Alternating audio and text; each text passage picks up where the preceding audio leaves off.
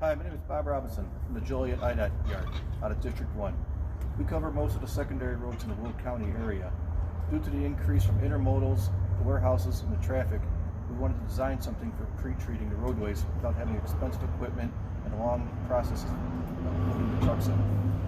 So our innovative idea this year is putting a brine system on one of our 6-ton trucks. As you see from the videos and the clips, we'll show the whole design and how we do it.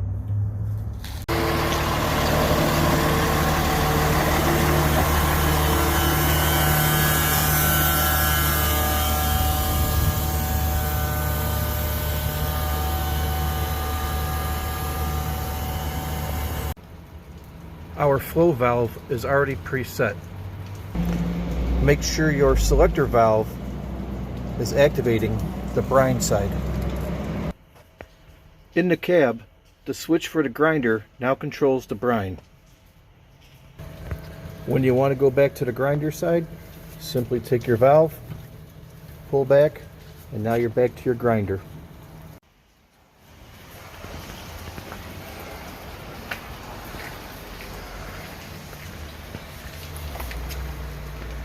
With this pump and dedicated brine line, we ran its own set of hydraulic lines to the control flow valve, which leads to the double selector valve, which connects to both of the grinder hydraulic motors.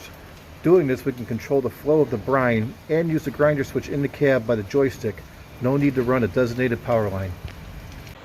Up front is the original brine calcium pump, which is a higher flow pump. We installed this unit in the back with a lower flow pump and brine line, so it wouldn't affect or compromise any original equipment.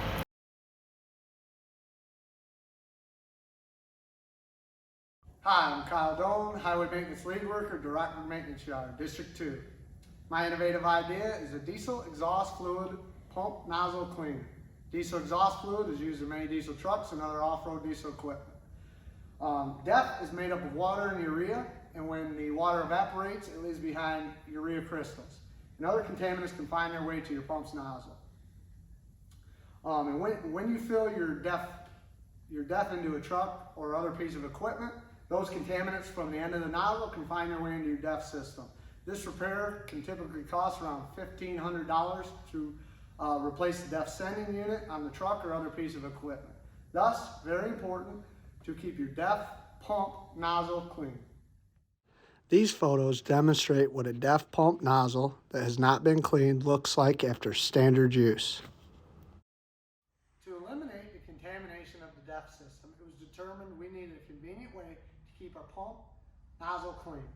The most effective way to wash a pump nozzle is simply with warm water. So what we've done, we've added a small hot water heater in combination with the small water sprayer at our pump location, which has allowed the employees to rinse the nozzle before and after use, eliminating all crystals and other contaminants from the nozzle. This has been extremely successful in the Rockford yard, eliminating all emission and DEF system repairs. So now I'm going to just demonstrate how simple this process is. So if you were going to fill a truck with DEF, as you can see, this nozzle is crystallized and full of contaminants. You just come to this bucket here and just use the warm water wash to rinse the end of the nozzle, rinse the inside, dump the water. You would then go fill the dump truck with DEF, and we encourage the employees to then just rinse the nozzle so it's put away clean.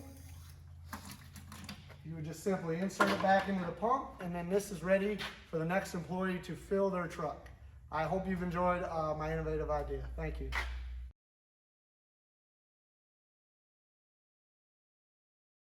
Hi, I'm Jay and this is Brad. We work in the Bureau of Operations in District 3. We're at the ASHKUM maintenance yard near I-57 in Iroquois County. Our innovative idea submission is this rotating TMA sign holder. Some of our newest trailer TMAs came without sign holders. At first we were climbing onto the TMAs to strap signs onto the aero board. This scratched up the aero board and wasn't a good way to secure the signs while traveling down the highway. Also, climbing onto that TMA is not ideal. The TMA can be slippery and awkward while climbing onto. The TMA frame cannot be drilled into, welded on, or cut in any way or jeopardize its function. So the sign holder had to be attached to the aero board frame. When fabricating the sign holder, we realized it'd be smart to have it rotate towards the side of the TMA so that the signs can be changed with both feet on the ground. That's the innovative part of this design. Brad's going to demonstrate how it works.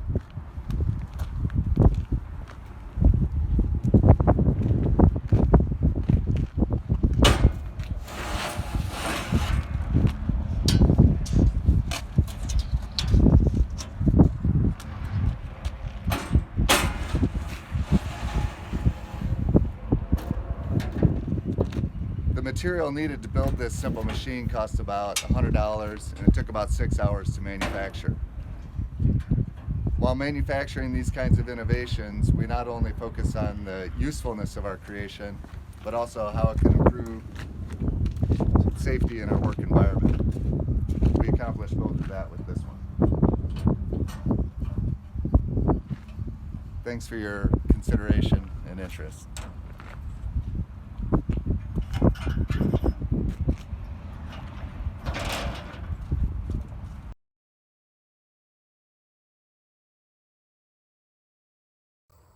Hello, my name is Greg Forbes. I'm with the Morton Yard, District 4.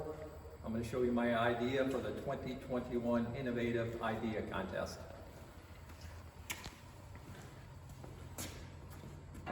We're going to hook up plows.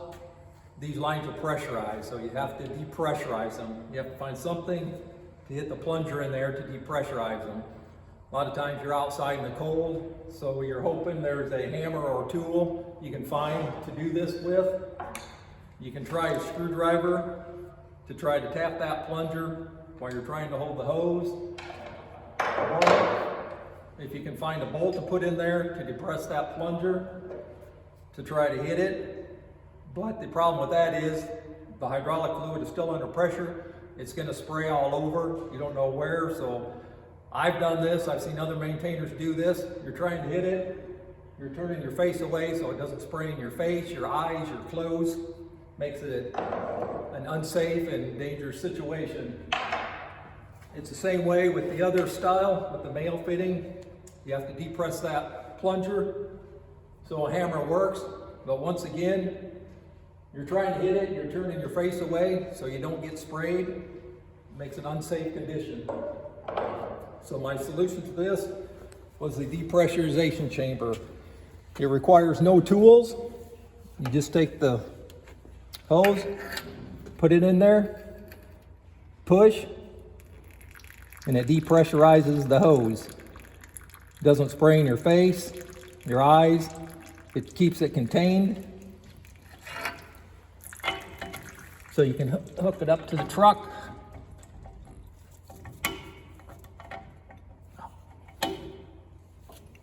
Same with the other hose.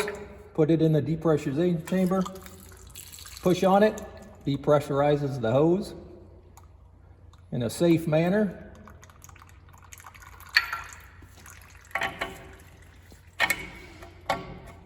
So you can hook it up to the truck. That's my idea for the 2021 Innovation Idea Contest.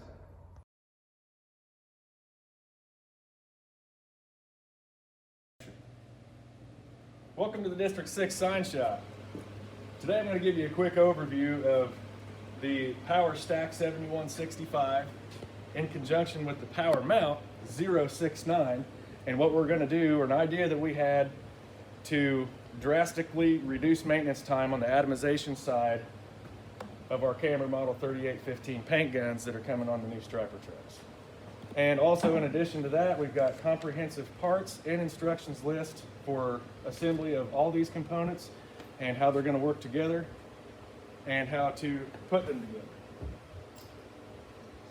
So I've got a static display here of how all these work together on the gun. This is the Power Stack, of course, and what we're wanting to achieve here is to move our atomization inlet up here above the carriage and create more even pressure coming down the stack, which will allow more even pressure to enter the paint gun down here and reduce the amount of latex paint that's backing up into our atomization line.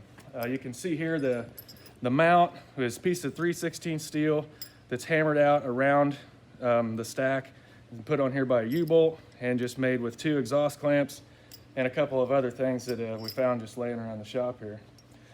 So we also have assembled on the truck the entire unit. And one other neat feature that we have is that we can pull this port out right here out of the top of this, so it's easily accessible, and we can monitor the condition of our velocity stack or our atomization inlet line, but we can also install a gauge. It's going to give us diagnostic capability to identify any type of pressure differential between the operator's gauge in the back cab and what's actually going down here to our gun, which is going to be a huge plus. Another thing that we had in mind with this is that it's easily serviceable. You can undo these 2 screws right here, and this entire stack, after simply disconnecting this flex line, can come out of here without disturbing the gun, without disturbing the mount on the carriage, and without disassembling anything from this union up forward. So also we have extras on hand, so if one of these clogs are having a problem with it, it's easily replaceable in just a few seconds.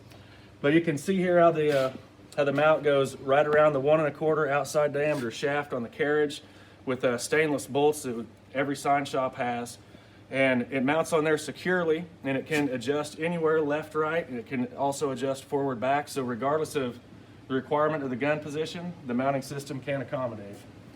So if you have any other questions or inquiries, concerns, feel free to get a hold of either me or Jeff here at the District 6 Sign Shop, and thanks for taking the time to watch our video.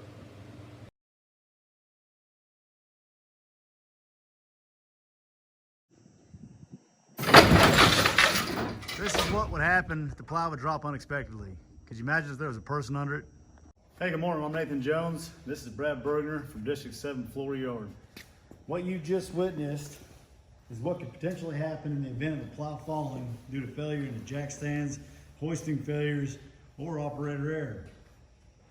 Today we are here to impress by introducing our innovative idea, the Impress, Mobile Plow Racking Emergency Stand System. Brad, if you would show us where the Impress is located on the plow here. We've got 3 jacks mounted to caster wheels evenly across the plow here. It's a cheap and effective way to solve these issues with some added features. Impress is designed to allow us to work on plows while they're elevated, whether that's changing the blades or doing other plow maintenance, and giving a positive emergency stand to reduce the chance of plows slipping or falling, causing serious injury, death, or dismemberment. The Impress system also allows easy one-person placement of the plow of the truck without having to worry about communication between multiple people. This will reduce possible injuries from sudden truck movements.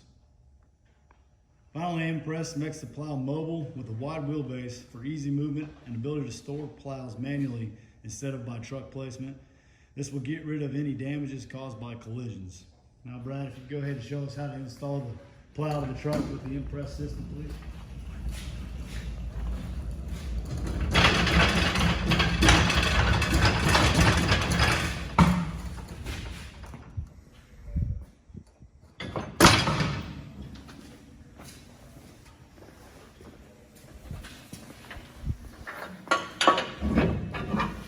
Install the plow the same way you would typically on any other occasion here. These jacks can be taken off when it's all said and done and be used for another plow for another truck.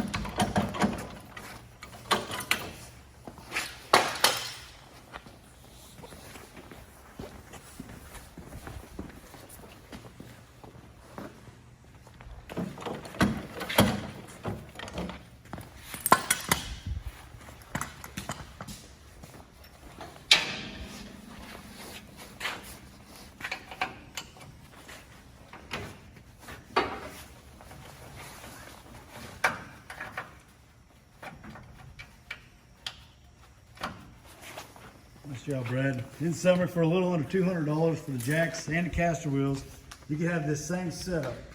If you wanted all plows to have it, it would only be an additional $30 per truck, and you weld on the jack lugs. The Impress system addresses multiple issues IDOT employees face in day-to-day operations. In the short amount of time it took to make this whole video, my coworker here installed this plow safely and efficiently by himself. I'm impressed. Are you?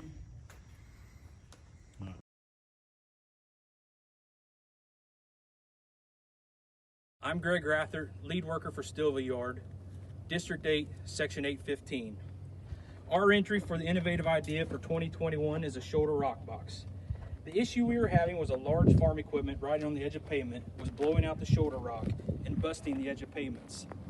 Not only was the pavement damaged, but it also caused a bad safety issue for the traveling public. Our answer for this problem was building a portable rock box. Before our rock box, we'd come along and spread rock out of the center gate of the tailgate and spread it with a grader. Not only did this had an extra men in the grader, but it also meant moving the grader from one side of the county to the other.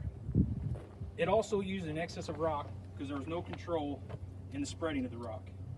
With our rock box, we can place a perfect width up to the height of pavement without moving any equipment. It was built strictly with scrap metal around the yard, and we used 2 spreader boxes that are on the list to be turned in. Thank you for your consideration.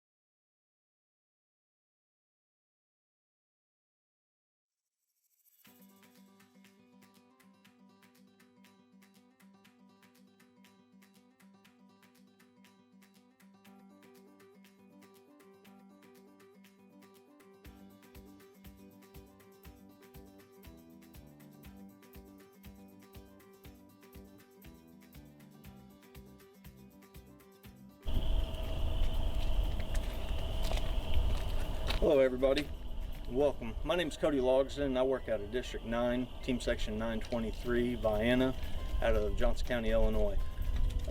This year we ran into a couple different problems with laying aggregate on our shoulders while we're out reclaiming roadways. The first was we would try to tailgate the rock out, and whenever we do that, 3/4 of the driving lane would be covered in aggregate and dust. Well, then our blade would go through, putting it where it needs to go. But then whenever we pick up our job site, we're leaving back all that lime dust on the road. Well, as soon as we turn traffic loose, traffic gets to going down through there, there's nothing but a plume of dust for hours after we're gone, making a hazardous roadway.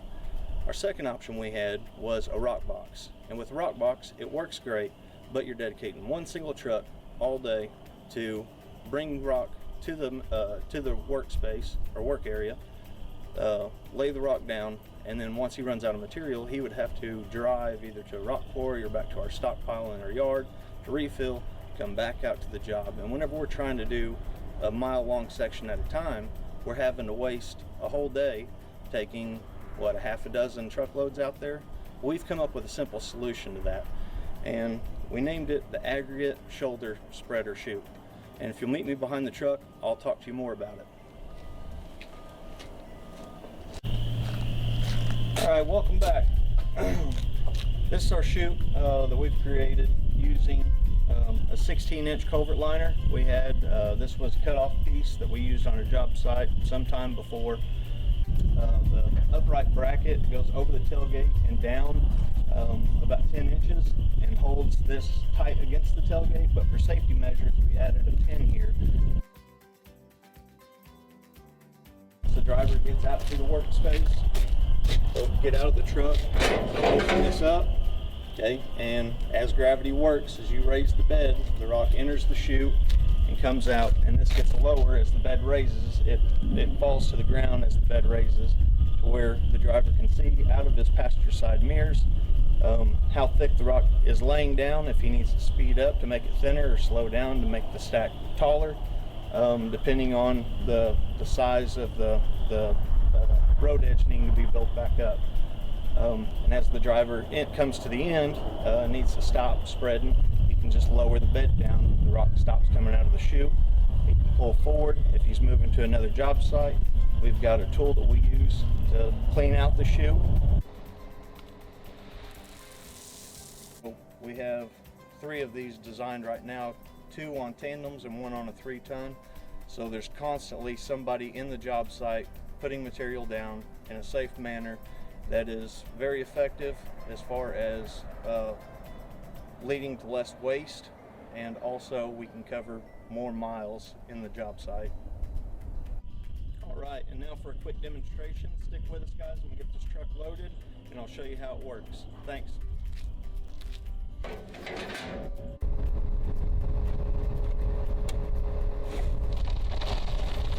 right, here we go.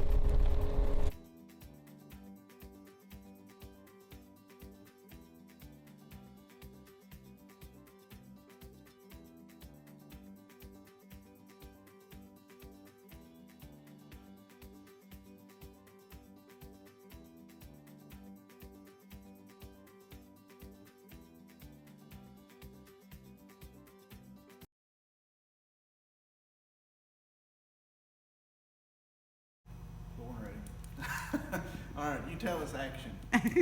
Hi, I'm Ethan. I'm Brian. We're here at the Elizabethtown Yard, Team Section 922. We've got the white line salt spreader, brine spreader. We're gonna put it on and show you how it works. First, you pull your pin, slide it on, put the pin through the hole. Then you'll route your supply hose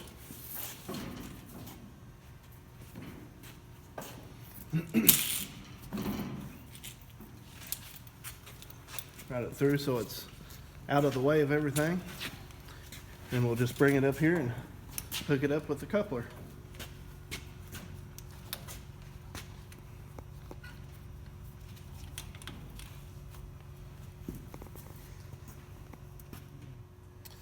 Again, this is the valve that we added to hook up here to go to the brine spreader. Costs about $250 to add this, and what that does is allows you to switch your brine from the salt spreader to the white line in the cab. So you never have to get out, you never have to do anything else besides in the cab, just one switch and you're good to go. Again, what this does is most of the older trucks that we have, just about all of them, do not have a right-hand salt spreader. So rather than the $2,000, $2,500 for a salt spreader on the right-hand side, this eliminates the need for that, but we can also do the same thing and melt our white lines off and stuff like that on the hills and curves. All right, so we have here our regular screen as we're going to go ahead and spread salt. Right now we've got the brine. This is our switch to control from the left spreader to the right white line. And it works just as normal with your, whenever you turn your salt on, your pre-wet will come on as well. Like I say, the only thing we've added in here is this switch to switch it from the left hand side to the right hand side, so we don't have to do any other driver. The driver doesn't have to get out or do anything else other than that.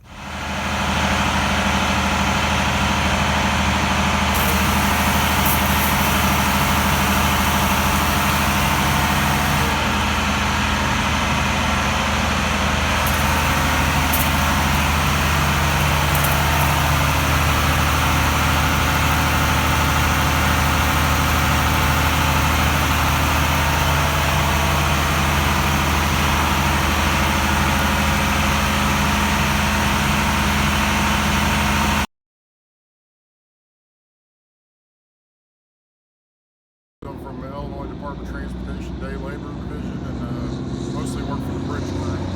Today we got a little setup that I designed with an old winch that I refurbished with a car battery, and just made a little simple sled, and I'm going to show you a demonstration of video today.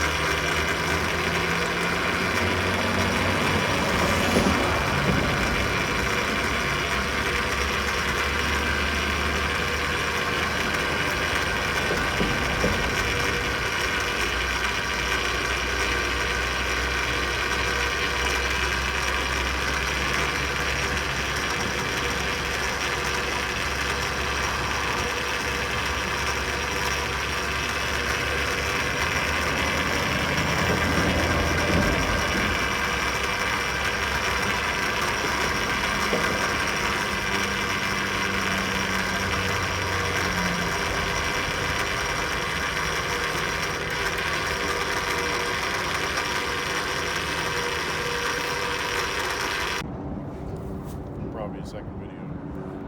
Ready?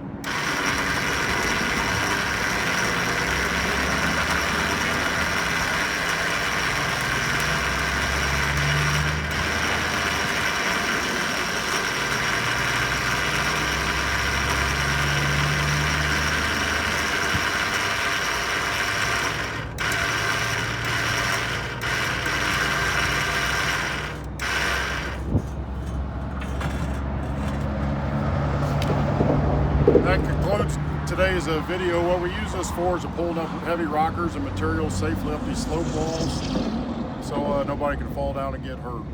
Thank you.